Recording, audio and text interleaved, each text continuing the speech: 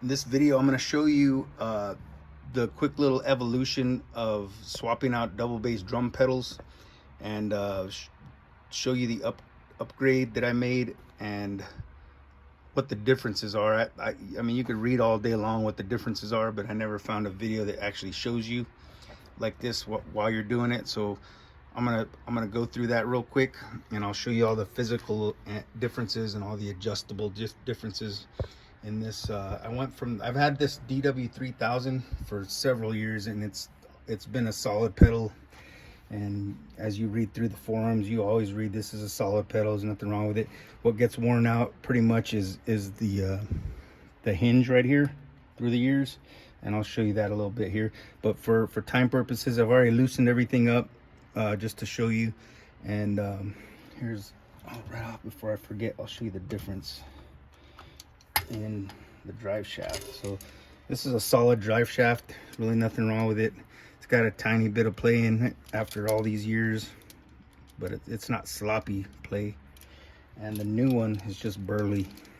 This new, the shaft itself is pretty much the same thickness, but the U-joints are quite a bit different.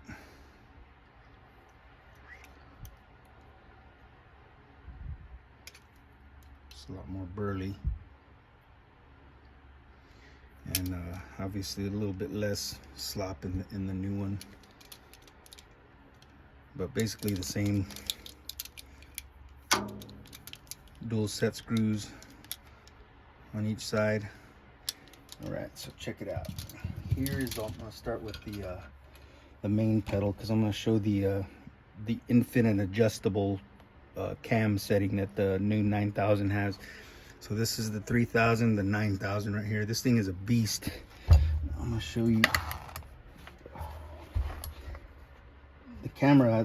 I kind of filmed it earlier, and the camera doesn't really do justice how much bigger the 9000 is. And yeah, it's the XF, so it's an inch longer regardless. The footboard from the tip to the hinge is 11 inches on the XF. On the 3000, from tip to hinge, it's 10 inches. So it's an inch bigger footboard, but the base of it itself is quite a bit wider. So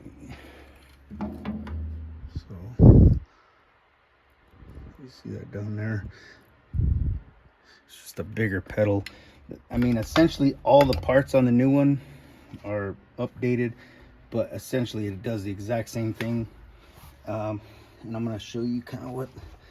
I'll tell you though, something right off the bat that I actually like better on the 3000 is the spring adjustments.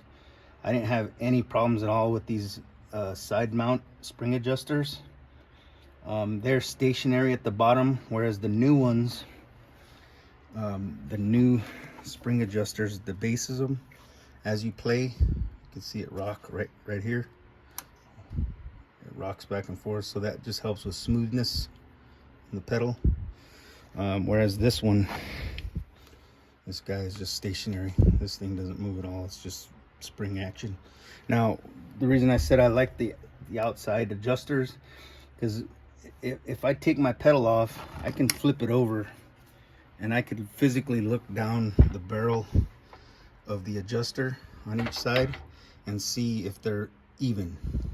See if there's the same amount of shaft inside of each of the adjuster, and then lock it down. And then you could also obviously eyeball how many threads are here if you want to get a measuring tape, and you can measure how much threads are sticking out here and here.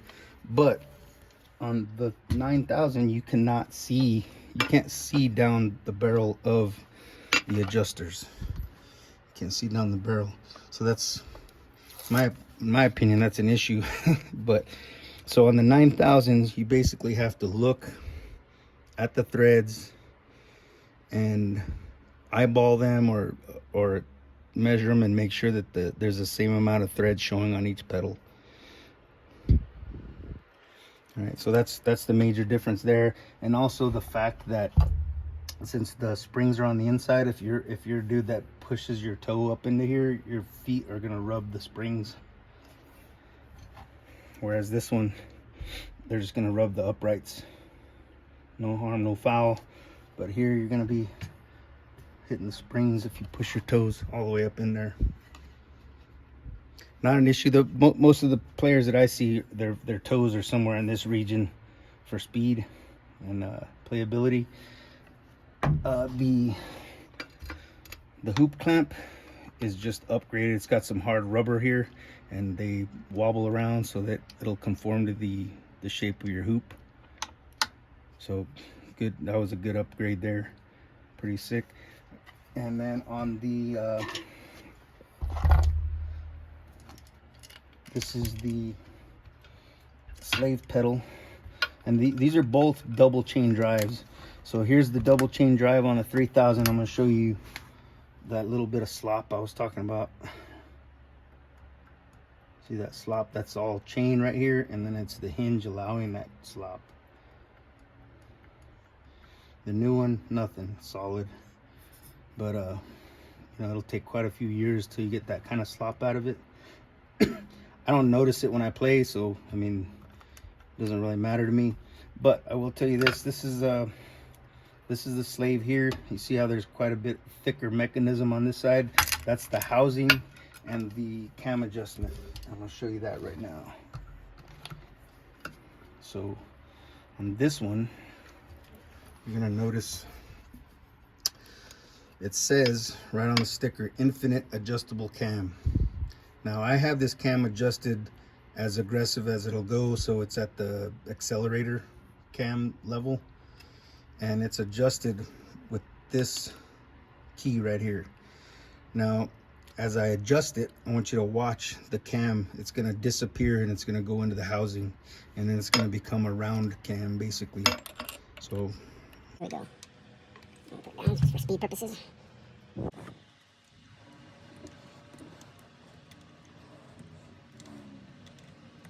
Slowly going into the housing. And then eventually, once I get all the way in, it's going to hit a physical stop, and that'll be the turbo cam. So there we go, physical stop, and now the cam has disappeared into the housing, and now we're at turbo cam. So the infinite just means everything between a turbo and an accelerator is adjustable. That's what that means. All right, before I start playing, I'm gonna adjust this back out. I'm gonna start it out at accelerator. I've got the main pedal set at accelerator because I've never played an accelerator pedal. I used to have a set of Pearl eliminators that had the replaceable cams that came with 3 different cams you could swap on there, and I put the most aggressive one on occasion, and I lost all control of my foot. Like I couldn't play anything with the accelerator cam on there. But I'm gonna try it now. I've been playing quite a bit longer, so maybe I got a little bit more foot control. But I'm gonna start with the aggressive cam, and then I'll just adjust it from there. This other, almost forgot to mention this other adjustment right here. What that does is, once your pedal is set up, you can adjust this back and forth, and it'll adjust the height of your pedal. So once everything's set up, you can move this back and forth, and it'll move your pedal up or down like that. And then there is the other adjustment of the beaters. You could adjust the beater to whatever angle you'd like it to be. Most guys started at somewhere around 45 degrees. And that 45 degrees means straight up and down, and vertical right in the middle is 45 degrees. So, all right, man, I'm gonna play this for a little bit, see what it says. Take care. Later.